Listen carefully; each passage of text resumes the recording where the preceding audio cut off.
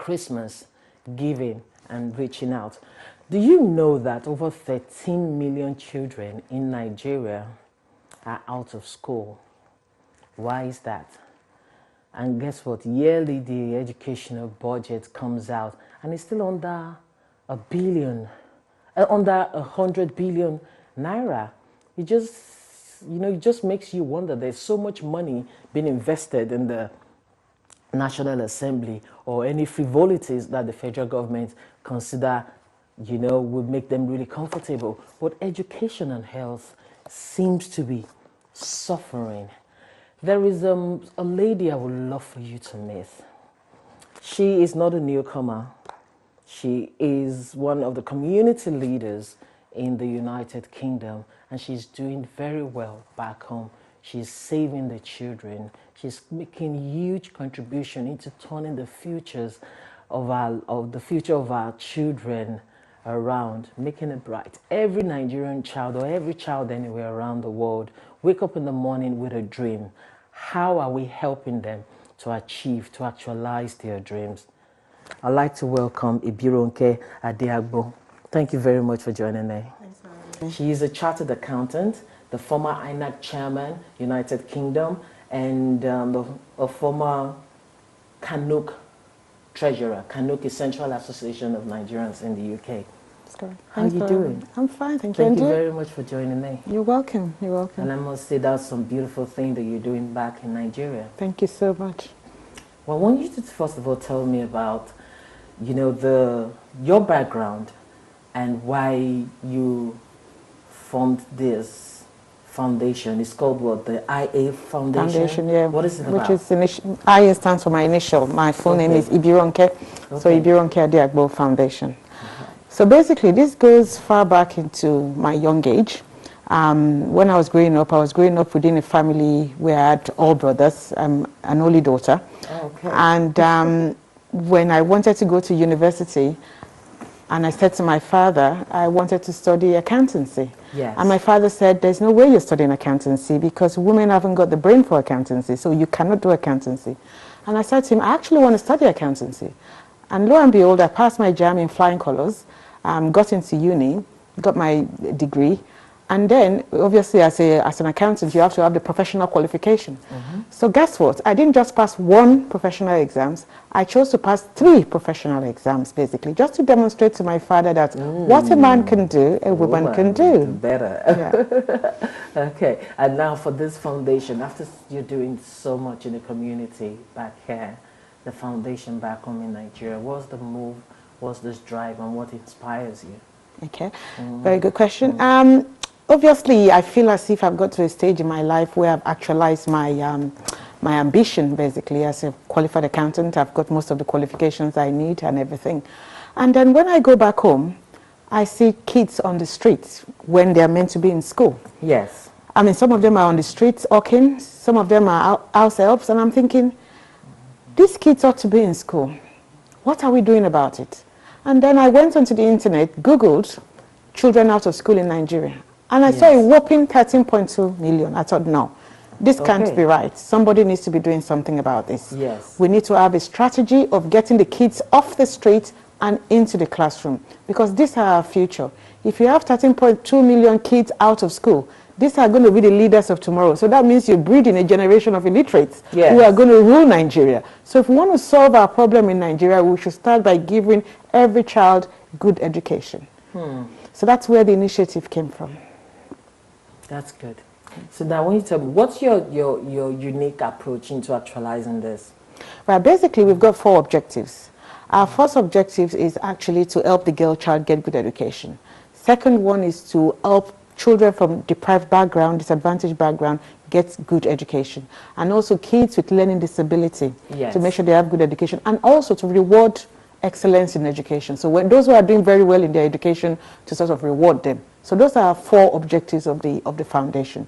So basically, the things we are doing to be able to achieve these objectives is that, I mean, one of the things we've done is we've visited Olabisi Onabanjo University, and I declare an interest there because I'm an alumni. But there's a saying, charity begins from home. So I thought it would be nice to start from the university that gave me the capacity I have to be able to do this, basically. So I think on the 30th of May, IE Foundation visited the university, met with the executive, with the vice chancellor and the registrar, and basically what we did is we set up an endowment for the best accountancy students.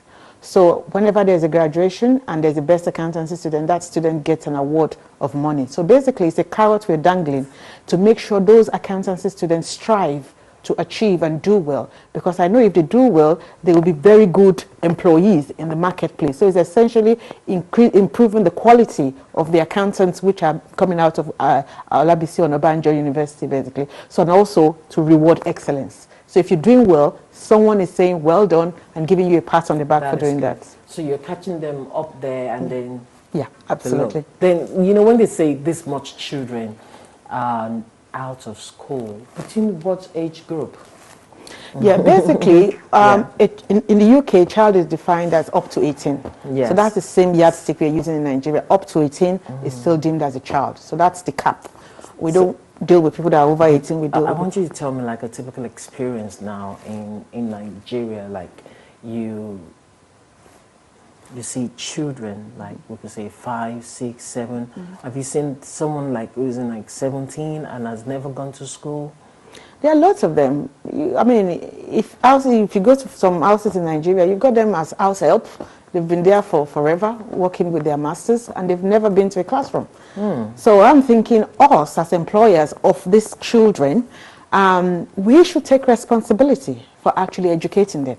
So if you want them to work for you, you should be thinking that this child needs education. So you must take responsibility for their education. So what we're doing is we want to work with the National Assembly to actually do a bill, to have a bill to make sure anyone that employs anyone that is under 18 should take responsibility for their education. That's beautiful. Yeah, I mean, in January we're going to Nigeria again, and we call it Off the Street and Into the Classroom initiative, whereby if we see any child under 18 under the street, either walking or doing things, we're going to go around to that child and say, why aren't you in school?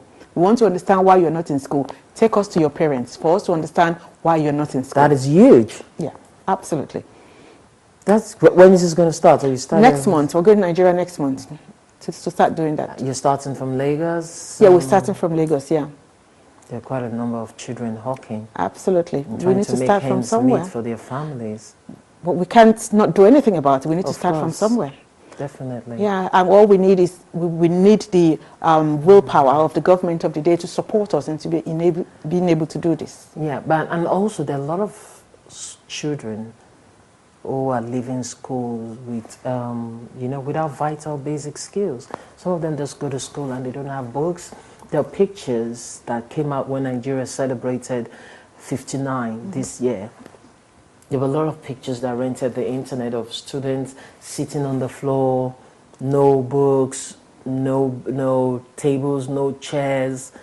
What are we, something needs to be done about this set of children. They are in school, but they're not getting the right materials to work with. Absolutely, and it goes without saying that these sort of things keep me awake at night.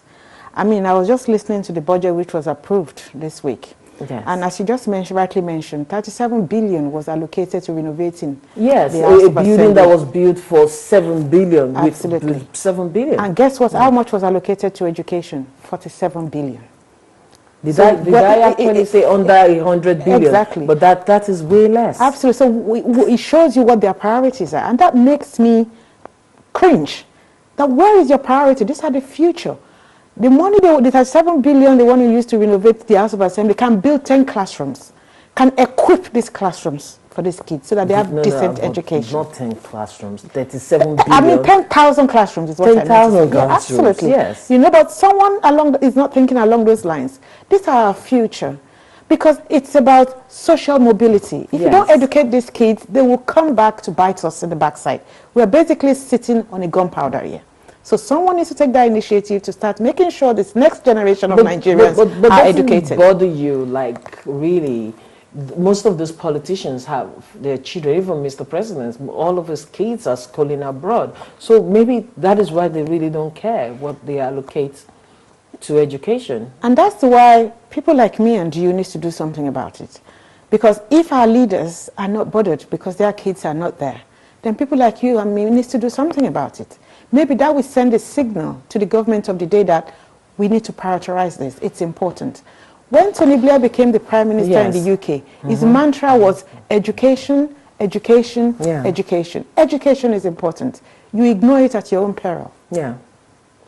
There are a lot of odds stacked against you. There's no two ways about it. Like, what inspires you and what makes you keep fighting on? Because you need money. Sometimes you also do need protection. You know, I mean, a lot of things when you get back home and wanting to get these children, because there are just a number of people who are benefiting from our children not going to school. Because at the end of the day, the politicians, the children become thugs for them to fight their opponents. So all this are odds that are working against you. So what makes you keep going on, and how do you surmount them? Yeah, very good one. Basically, I'm actually very grateful, and I want to give a shout out to members of the public that have been donating to this foundation to enable us do our work. And also on the 8th of February, we're having a black tie dinner, which is also a fundraising dinner, to raise more funds to enable us carry on with this good work in Nigeria. So I'd like to invite everyone to please try and attend that black tie dinner to make sure we can raise funds to educate these children. Black tie dinner. That's nice. That's a good one. So it's all about fundraising. I mean, a little here, a little there, you know, we get the money, we go to Nigeria and start getting these kids off the streets and into the classroom. That's true. That's true. Because have you had like a one-on-one with a child? They express themselves, tell you what they want. Like basically, because I saw pictures of you, you know, like way in the north. In Nasarawa State. That's correct, yeah. I'm like, oh my goodness, she's doing all of this. Do you know, talk to us about your experience. Yeah, basically we partnered with Kanok because all these IDP camps, these kids in the IDP camps, they're not going to school. No. Right? We can't just afford to look away.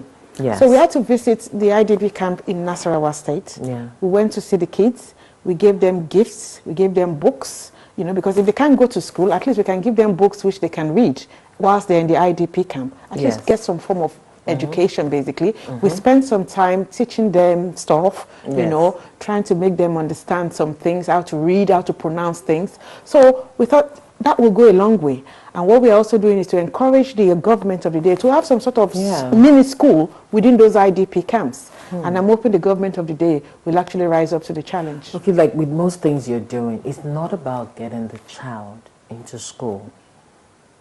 But then sometimes you have to see them through with the necessary materials required. Absolutely. And that's why I said one of the objectives of the foundation is to give out bursary to disadvantaged children so that that will see them through their education till they get to university. One of the things we're doing is for children that want to go to university, we try and buy the JAM form for them because, interestingly, some parents, obviously, because of poverty, they can't buy the JAM form for their kids. These kids are brilliant. But when it comes to buying JAM form, the parents cannot afford to buy the JAM form. So if you can't take the form, if you can't buy JAM form, you can't do the JAM exam. So therefore, you can't go to university. So what we're doing is buying JAM form for students so that they can take the JAM exam and hopefully end up in university. Wow. That's impressive. Absolutely. I mean, that's the objective of the foundation. That is impressive. It will be impressive to see every Nigerian child being educated. Nigerians are brilliant people. They are. So we can't afford to leave all this generation of kids behind without giving them good generation. You will find out that most of these kids, their parents themselves are illiterate. And when there's illiteracy, that leads to poverty. So if you're breeding the next generation of illiterates, that's another cycle of poverty which is developing. So when are we going to get out of this poverty cycle? So I saw education as a silver bullet to solve this problem. We need to change the narrative. We need to change it. We definitely And somebody needs to start doing that. Yeah, yeah. Kudos. I would like to know, because when I was sending out the promo for the program, I included people, our viewers should watch, because you would tell them how they can be part of this, how they can make contribution. You know, because people want to be part of something good. They want to affect lives positively, especially the lives of our young ones. Sure, absolutely. As I said, we're having a black tie dinner. Beyond the black tie dinner. Yeah. I want to know, beyond the black tie dinner, I want to be part of this. How can I, reach you and make this contribution? Right. Before I go to that, I just want to Yes. give a shout out to the committee members of the Okay. Black Tie. They're doing a fantastic job. It's Okay. a 10-man committee, and I want to say, well done, guys. I really appreciate all your hard work. They're doing fantastically well. Basically, you can always donate. Do you want to say that again? That's your camera, so you talk to them. Yeah. Hello, guys. Well done, and I appreciate everything you've been doing to make the day a success. We really appreciate you. Thank you, guys. That's yeah. it. Basically, we have a website. Yes. It's www.ia-foundation.org. You can always go to the foundation to see what we're doing, and you Yes. can always donate via the website. Our account details are there, so you can always set up a standing order, for money to get into our account. And we will always send a thank you letter to acknowledge your donation, basically. So please, please, please keep that money coming in, Yes. so we can go and do this wonderful stuff in Nigeria. That's good. Thank you very much You're for welcome. speaking with me. You're welcome. Ibironke Adeagbo. That's correct, yeah. Okay, that's lovely. Okay, viewers, I have been speaking with Ibironke Adeagbo, sorry. I've got Razor at the background doing this thing. She's a chartered accountant.